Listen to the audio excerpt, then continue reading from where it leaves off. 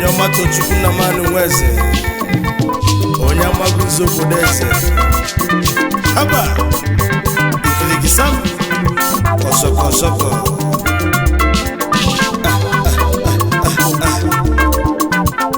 hello haba ejo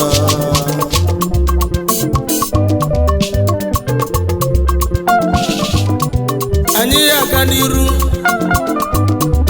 anyị ya eje n'iru onwe ife eji azụ oche eme mba anyị ya aga n'iru onye ọma Tochukwu nweze abịa onye ọma nweze abịa Nnamani Nweze ka nna azọ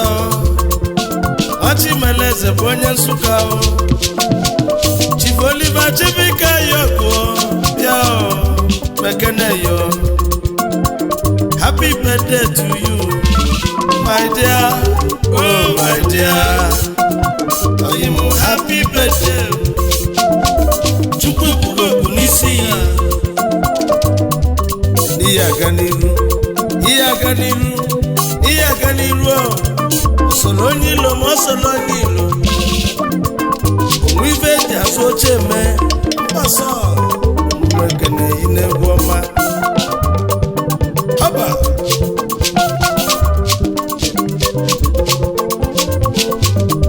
mana ọ bụ mụ bụ onye ọma Tochukwu Nnamani Nweze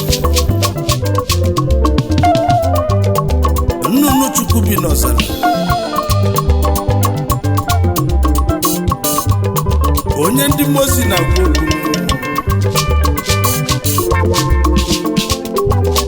ọ dị Igbo ọbụlụ feki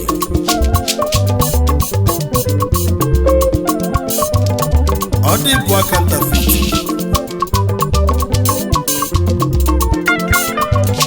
happy birthday to you Chief Oliver Chibika Yoko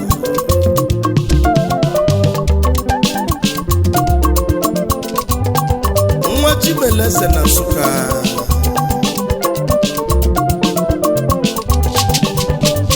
Managing Director Holy Plus Collection Worldwide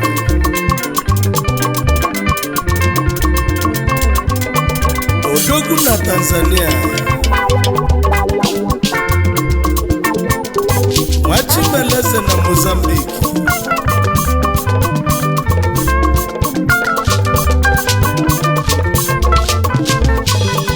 ezi nwasi Abedem Kingdom na Nsụka wepụtasị ya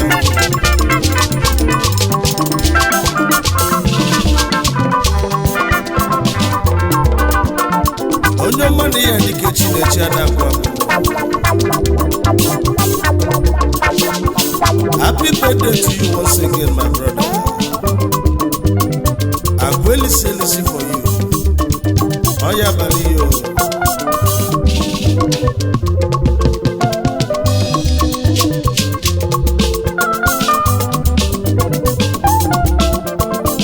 sama so yeye bekwa ama so yeye bekwa Ọchịmeleze Odogwu na Tanzania numekene yo ihe aga n'iru ihe eje n'iru oyo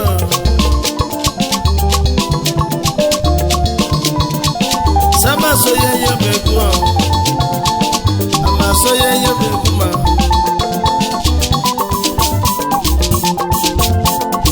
ọkụ Nweze na-ekwu Nweze abịa onye ọma Tochukwu Nweze abịa onye ọma Nweze abịa Nnamani Nweze ka nna aza Ọchịmeleze bụ onye Nsụka onye ọma Tochukwu nwa Amagunze Nnamani Nweze ka nna aza ugwu adị n'ubi anyị Chinyelugo Chinemeze Ọchịmeleze na Nsụka Chinemeze Chinem ọgaranya Chineme ọgaranya Chineme eze nnamani nwa eze ka nna aza ịma na-ekwu adị n'ubi anyị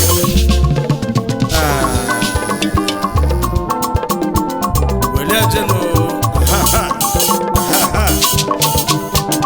Chief Oliver Chibika York